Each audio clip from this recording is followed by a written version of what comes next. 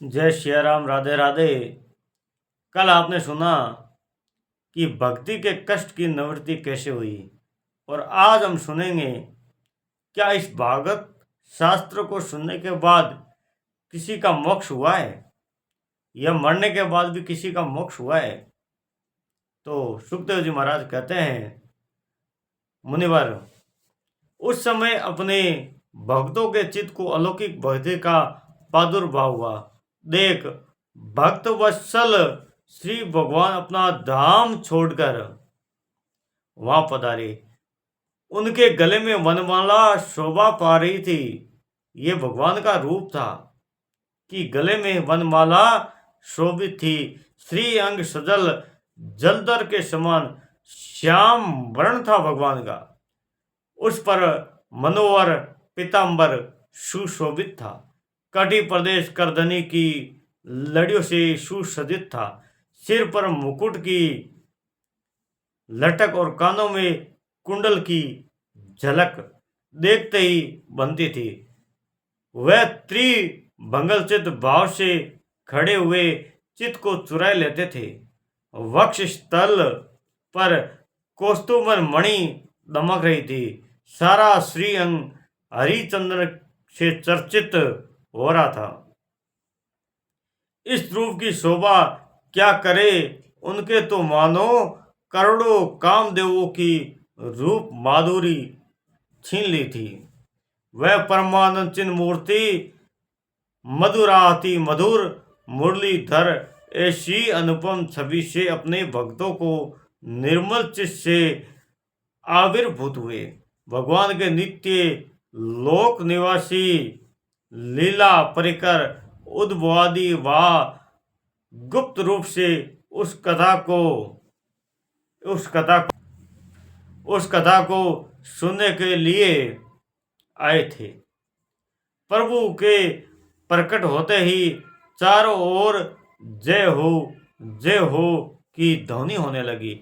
उस समय भक्ति रस का अद्भुत प्रभाव चला। बार बार अबीर गुलाल और पुष्पों की वर्षा तथा शक ध्वनि होने लगी थी। उस सभा में जो लोग बैठे थे उन्हें अपने देह गे और आत्मा की भी कोई शुद्धि नहीं रही थी। उनकी ऐसी तन्मया देखकर नारद जी कहने लगे, मुनीश्वर, आप सप्ताह शरण की मैंने ये बड़ी अलौकिक महिमा देखी। यहाँ तो जो बड़े मृग दुष्ट और पशु पक्षी भी है वो सभी अत्यंत निष्पाप हो गए हैं। अतः इसमें संदेह नहीं है कि कलिकाल में चित्त की शुद्धि के लिए इस भागवत कथा के समान मर्त्य लोक में पाप पुंज का नाश करने वाला कोई दूसरा पवित्र साधन नहीं है। मुनिवर, आप लोग बड़े कृपालु है। आपके संसार के कल्याण का विचार करके ये बिल्कुल निराला ही मार्ग निकाला है। आप कृपया ये तो बताइए कि इस कथा रूप सप्ताह यज्ञ के द्वारा संसार में कौन कौन लोग पवित्र हो जाते हैं। सनकादियों ने कहा, जो लोग सदा तरह तरह के पाप किया करते हैं, निरंतर दुराचार में ही तत्पर रहते हैं और उल्टे मार्गों से चलते हैं, तथा जो क्रोध अग्नि में जलते रहते हैं, कुटिल और काम प्राण हैं, वो सभी इस कलयुग में सप्ताह यज्ञ से पवित्र हो जाते हैं। भागवत की महिमा इतनी बड़ी है, इसके सुनने मात्र से ही आदमी पवित्र हो जाता है। जो सत्य से च्युत है, यानी सत्य नहीं बोलता, माता पिता की निंदा करने वाला, तृष्णा के मारे व्याकुल, आश्रम धर्म से रहित, दम्भी, दूसरों की उन्नति देकर कुड़ने वाले और दूसरों को दुख देने वाले हैं, वह भी कलयुग में सप्ताह यज्ञ से पवित्र हो जाते हैं। जो मदिरापान, ब्रह्म हत्या, सुवर्ण की चोरी, गुरु स्त्री गमन और विश्वासघात, ये 5 महापाप करने वाले हैं, छदमपरायण क्रूर पिशाचों के समान निर्दयी, ब्राह्मणों का धन से पुष्ट होने वाले और व्यभिचारी है, वो भी कलयुग में सप्ताह यज्ञ से पवित्र हो जाते हैं। जो दुष्ट आग्रह पूर्वक सर्वदा मन, वाणी और शरीर से पाप करते रहते हैं, दूसरे के धन को पुष्ट होते हैं तथा मलिन मन और दुष्ट हृदय वाले हैं, वो भी इस कलयुग में सप्ताह यज्ञ से पवित्र हो जाते हैं। नारद जी कहते हैं, अब मैं तुम्हें इस विषय में एक प्राचीन इतिहास सुनाने जा रहा हूं। उसके सुनने से ही सब पाप नष्ट हो जाते हैं। पूर्व काल में तुंगभद्रा नदी के तट पर एक अनुपम नगर बसा हुआ था। वहां सभी वर्ण के लोग अपने अपने धर्मों का आचरण करते हुए उस सत्य और सत्कर्मों में तत्पर रहते थे। उस नगर में समस्त वेदों का विशेषज्ञ और स्रोत स्मार्त कर्मों में निपुण एक आत्मदेव नामक ब्राह्मण रहता था। वो साक्षात दूसरे सूर्य के समान तेजस्वी था। इतना तेज था कि दूसरा सूर्य मानो आत्मदेवी था। वो धनी होने पर भी भिक्षाजीवी था। उनकी प्यारी पत्नी धुंधली, कुलीन और सुंदरी होने पर भी सदा अपने बात पर अड़ जाने वाली थी। उसे लोगों की बात में सुख मिलता था। स्वभाव था क्रूर, प्रायः कुछ न कुछ बकवाद करती रहती थी। गृह कार्य में निपुण थी, कृपण थी और रहती थी। गृह कार्यों में वो बहुत ही कृपण और झगड़ालू थी। इस प्रकार ब्राह्मण दंपति प्रेम से अपने घर में रहते और विहार करते। उसके पास अर्थ और भोग विलास की सामग्री बहुत थी। घर द्वार भी बहुत सुंदर थे, परंतु उनके उससे उन्हें सुख नहीं था। जब अवस्था बहुत ढल गई, तब उन्होंने संतान के लिए तरह तरह के पुण्य कर्म आरंभ कर दिए और वह दीन दुखियों, गो, पृथ्वी, सुवर्ण आदि वस्त्रादि दान करने लगे। सब प्रकार धर्म मार्ग में दान करने लगे। जब धन समाप्त हो गया तो भी उन्हें पुत्र और पुत्री किसी का भी मुख देखने को नहीं मिला। पुत्र पुत्री नहीं होने पर इसलिए वह सब ब्राह्मण बहुत ही चिंतातुर रहा। पुत्र नहीं होने की वजह से आत्मदेव ब्राह्मण है, वो बहुत ही चिंतातुर रहने लगा। एक दिन ब्राह्मण देवता बहुत दुखी होकर घर से निकलकर वन के अंदर चला गया। दोपहर के समय उसे प्यास लगी, इसलिए वह एक तालाब पर आया। संतान के अभाव के दुख से उसने शरीर को बहुत सुखा दिया था, इसलिए थक जाने के कारण जल पीकर वह वहीं बैठ गया। 2 घड़ी बीतने पर वहां एक सन्यासी महात्मा आए। जब ब्राह्मण देवता को देखा कि वो जल भी पी चुके हैं, तब वह उनके पास गया और चरणों में नमस्कार करके सामने खड़े होकर लंबी लंबी सांसें लेने लगा। सन्यासी ने पूछा, कहो ब्राह्मण देवता, रोते क्यों हो? ऐसी तुम्हें क्या भारी चिंता है? तुम जल्दी से मुझे अपने दुख का कारण बताओ। ब्राह्मण ने कहा, महाराज, मैं अपने पूर्व जन्म के पापों से संचित दुख का वर्णन क्या करूं? अब मेरे पितर द्वारा दी हुई जलांजलि के जल को अपनी चिंता जनित सांस से कुछ गर्म करके पीते हैं। देवता और ब्राह्मण मेरा दिया हुआ प्रसन्न मन से स्वीकार नहीं करते। संतान के लिए भी इतना दुखी हो गया हूं कि मुझे सब सुना ही सुना दिखाई देता है। मैं प्राण त्यागने के लिए यहाँ आया हूं।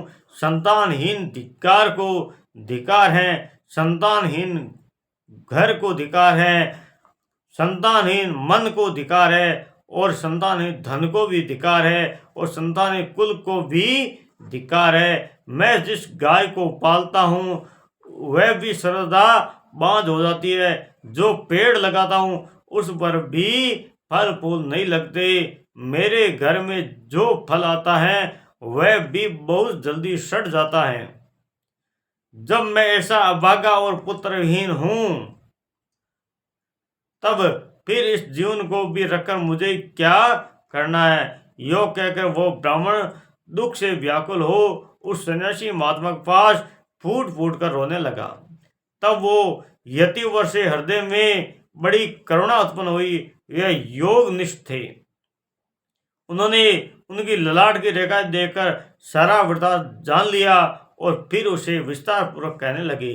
सन्यासी महात्मा ने कहा, ब्राह्मण देवता, इस प्रजा प्राप्ति का मोह त्याग दो। कर्म की गति बड़ी प्रबल है। विवेक का आश्रय लेकर संसार की वासनाओं को छोड़ दो। विप्रवर, सुनो, मैंने इस समय तुम्हारा प्राप्त देखकर निश्चय किया है कि 7 जन्मों तक तुम्हारे कोई भी संतान, किसी प्रकार भी संतान नहीं हो सकती। पूर्व काल में राजा सगर एवं अंग को भी संतानों के कारण दुख भोगना पड़ा था।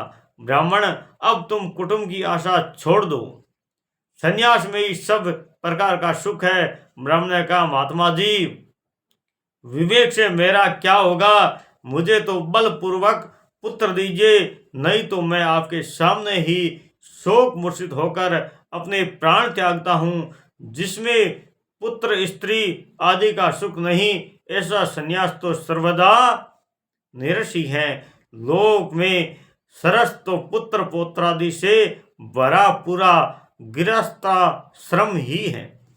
ब्राह्मण का ऐसा आग्रह देखकर उन तपोधन ने कहा, विधाता के लेख को मिटाने का हठ करने की राजा चित्रकेतु को भी बड़ा कष्ट उठाना पड़ा था। इसलिए देव जिसके उद्योग को कुचल देता है, उनके पुरुष के समान तुम्हें भी पुत्र से सुख नहीं मिल सकेगा। तुमने तो बड़ा हठ पकड़ रखा है और अर्थी के रूप में तुम मेरे सामने उपस्थित हो। ऐसी दशा में मैं तुमसे क्या कहूँ। जब महात्मा जी ने देखा कि ये किसी प्रकार अपना आग्रह नहीं छोड़ता, तब उन्होंने उसे एक फल देकर कहा, इसे तुम अपनी पत्नी को खिला देना, इससे उसके एक पुत्र होगा। तुम्हारी स्त्री को 1 साल तक सत्य, शोष, दया, दान और एक समय में अन्न खाने का नियम रखना चाहिए। यदि वो ऐसा करेगी तो बालक बहुत सुस्त स्वभाव वाला होगा। यो कहकर वो योगी राज चले गए और ब्राह्मण अपने घर लौट आया। वहां आकर उसने वह फल अपनी स्त्री के हाथ में दे दिया और स्वयं कहीं चला गया। उसकी स्त्री तो कुटिल स्वभाव की थी। वह रो रो कर अपनी एक सखी से कहने लगी, सखी, मुझे तो बड़ी चिंता हो रही है, तो ये फल नहीं खाऊंगी। फल खाने से गर्भ रहेगा और गर्भ में पेट बढ़ जाएगा, फिर कुछ खाया पिया जाएगा नहीं, इससे मेरी शक्ति क्षीण हो जाएगी। तब बता, घर का धंधा कैसे होगा? और देववश यदि वहीं गांव में डाकुओं का आक्रमण हो गया तो गर्भिणी स्त्री कैसे भागेगी? यदि सुखदेव जी की तरह ये गर्भ भी मेरी पेट में रह गया तो इसे बाहर कैसे निकाला जाएगा? और कई प्रसव काल के समय वह टेढ़ा हो गया तो फिर प्राणों से भी हाथ धोना पड़ेगा। ऐसे से विचार वो धुंधली करने लगी। यो भी प्रसव के समय बड़ी भयंकर पीड़ा होती है। मैं सुकुमारी भला ये सब कैसे सह सकूंगी? मैं जब दुर्लभ पड़ जाऊंगी तब नंदरानी आएगी और घर का सारा माल मता समेट ले जाएगी और मुझसे तो सत्य औषधि नियमों का पालन होगा भी कठिन ही जान पड़ता है। जो स्त्री बच्चा जनती है उससे उस बच्चे का पालन में भी बड़ा कष्ट होता है। मेरे विचारों से तो वंध्या या विधवा स्त्रियां ही सुखी है। मन में ऐसे ऐसे तरह तरह के वो कुतर्क उठने से उनके फल नहीं खाया और जब उसने पति से पूछा फल खा लिया, तब उसने हाँ कह दिया कि हाँ खा लिया। एक दिन उसकी बहन अपने आप ही अब उसके घर आई। तब उसने अपनी बहन को सारा वृतांत सुनाकर कहा कि मेरे मन में बड़ी चिंता है, मैं इस दुख के कारण दिनों दिन दुबली हो जाऊं बहन, मैं क्या करूं? बहन ने कहा, मेरे पेट में बच्चा है, प्रसव होने पर वह बालक मैं तुझे दे दूंगी। तब तक तू गर्भवती के समान घर में गुप्त रूप से सुख से रहे। तू मेरे पति को कुछ धन दे देगी तो वह तुझे अपना बालक दे देंगे। हम ऐसी युक्ति करेगी कि जिसे सब लोग यही कहेंगे कि धुंधली के बालक हुआ है। महीने के होकर मर गया और मैं नित्य प्रति तेरे घर आकर बालक का पालन पोषण करती रहूंगी। तू इस समय इसकी जांच करने के लिए ये फल गाय को खिला दे। ब्राह्मणी ने स्त्री स्वभाववश जो जो उसकी बहन ने कहा था वैसे ही किया। इसके पश्चात समानुसार जब उस स्त्री के पुत्र हुआ तब उसके पिता चुपचाप लाकर उसे धुंधली को दे दिया और उसके आत्मदेव को सूचना दे दी कि मेरे सुखपूर्वक बालक हो गया है। इस प्रकार आत्मदेव का पुत्र हुआ सुनकर सब लोगों में बड़ा आनंद हुआ। ब्राह्मण ने उसका जात कर्म संस्कार करके ब्राह्मणों को दान दिया और द्वार पर गाना बजाना तथा अनेक प्रकार का मांगलिक कृत्य होने लगे। धुंधली ने अपने पति से कहा कि मेरे स्तनों में दूध ही नहीं आ रहा, फिर गौ आदि किसी पर अन्य जीव से दूध मैं इस बालक का किस प्रकार पालन करूंगी। मेरी बहन के अभी बालक हुआ है, वो मर गया है, उसे बुलाकर अपने यहाँ रख ले तो वह आपके बच्चे का पालन पोषण करती रहेगी। जब पुत्र की रक्षा के लिए आत्मदेव ने वैसा ही किया तब माता धुंधली ने उस बालक का नाम धुंधुकारी रखा। इसके बाद 3 महीने बीतने पर उस गौ के भी एक मनुष्याकार बच्चा हुआ। वह सर्वांग सुंदर, दिव्य, निर्मल तथा सुवर्ण की सी कांति वाला था और उसने स्वयं ही उसके सब संस्कार किए।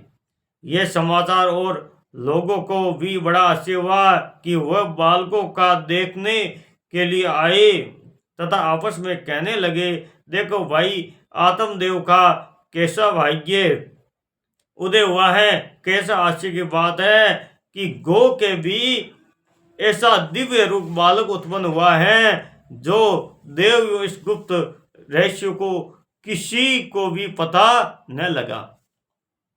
आत्मदेव ने इस बालक के गौ के कान देकर उसका नाम गोकर्ण रखा। कुछ काल बीतने पर दोनों बालकों जवान हो गए। उसमें गोकर्ण तो बड़ा पंडित और ज्ञानी हुआ, किंतु धुंधुकारी बड़ा ही दुष्ट निकला।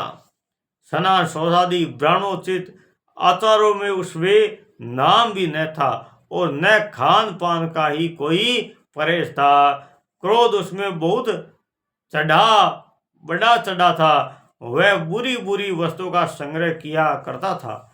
मुर्दे के हाथ को छुआया हुआ अन्न भी खा लेता था। दूसरों की चोरी करना और सब लोगों को द्वेष करना उसका स्वभाव बन गया था। छिपे छिपे वह दूसरों के घर में आग लगा देता, दूसरे के बालकों को खिलाने के लिए गोद में लेता, उसे चट से कुएं में डाल देता। हिंसा का तो उसे व्यसन सा हो गया था। उस समय वह अस्त्र शस्त्र धारण किए रहता और बेचारे अंधे और दीन दुखियों की वर्तन करता। चांडालों से उसका विशेष प्रेम था। बस हाथों में फंदा लिए कुत्तों की टोली के साथ शिकार की टोह में घूमता रहता। वेश्याओं के जाल में फंसकर उसने अपने पिता की सारी संपत्ति नष्ट कर दी। एक दिन माता पिता को मार पीट कर घर के सब बर्तन भांडे उठाकर ले गए। इस प्रकार जब सारी संपत्ति स्वाह हो गई तब उसका कृपण पिता फूट फूट कर रोने लगा और बोला, इससे तो इसकी माँ का बांझ रहना ही अच्छा था।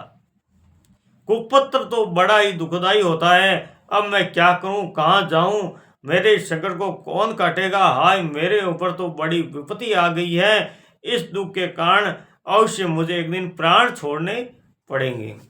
उसी समय परम ज्ञानी गोकर्ण जी आए और उन्होंने पिता को वैराग्य का उपदेश करते हुए बहुत समझाया। वह बोले, पिताजी, यह संसार आसार है, यह अत्यंत दुख रूप है मोह के डालने वाला है। पुत्र किसका, धन किसका, स्नेहवान पुरुष रात दिन दीपक के समान जलता रहता है।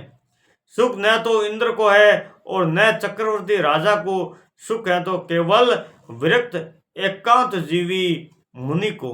ये मेरा पुत्र है, इस अज्ञान को छोड़ दीजिए। मोक्ष से नरक की प्राप्ति होती है। ये शरीर तो नष्ट होगा ही, इसलिए ये सब कुछ छोड़कर वन में चले जाइए। गोकर्ण जी के वचन सुनकर आत्मदेव वन में जाने के लिए तैयार हो गया और उससे कहने लगा, बेटा वन में रहकर मुझे क्या करना चाहिए, ये मुझसे विस्तार पूर्वक कहो। मैं बड़ा मूर्ख हूँ और अब तक कर्मवश सने पास में बंधा हुआ अपंग की भांति इस घर रूप अंधेरे कुएं में ही पड़ा रहा हूँ। तुम बड़े दयालु हो, इससे मेरा उद्धार करो। गोकर्ण जी ने कहा, पिताजी यह शरीर हड्डी मांस और रुधिर का पिंड है, इसे आप मैं मानना छोड़ दें और स्त्री पुत्रादि का अपना कभी न माने। इस संसार में रात दिन क्षण भंगुर देखे, इसकी किसी भी वस्तु को स्थायी समझकर उसमें राग न करे। बस एकमात्र वैराग्य रस से रसिक होकर भगवान की भक्ति में लगे रहे। भगवत जन ही सबसे बड़ा धर्म है, निरंतर उसी का आश्रय लिए रहे। अन्य सब प्रकार के लौकिक धर्मों का मुख मोड़ ले, सब साधु जनों की सेवा करे, भोगों की लालसा को पास भी न भटकने दे तथा जल्दी से जल्दी दूसरे के गुण दोषों का विचार करना छोड़कर एकमात्र भगवत सेवा और भगवान की कथाओं का रस का पान करे। इस प्रकार पुत्र की वाणी से प्रभावित होकर आत्मदेव ने घर छोड़ दिया और वन की यात्रा की। यद्यपि उसकी आयु उस समय 7 वर्ष की हो चुकी थी, फिर भी बुद्धि में पूरी दृढ़ता थी। वहाँ रात दिन भगवान की सेवा पूजा करने से और नियम पूर्वक भागवत के 10वें स्कंद का पाठ करके से उसके भगवान श्री कृष्ण सुंदर को प्राप्त हो लिया। बोले भागवत महापुराण की जय हो। आज आपने जो भी सुना कि धुंधुकारी की गोकर्ण जी महाराज और धुंधुकारी के बारे में गोकर्णोपाख्यान सुना, और कल आप सुनेंगे धुंधुकारी को प्रेत की योनि मिली और उससे उनकी मुक्ति कैसे हुई। जय सिया राम, राधे राधे।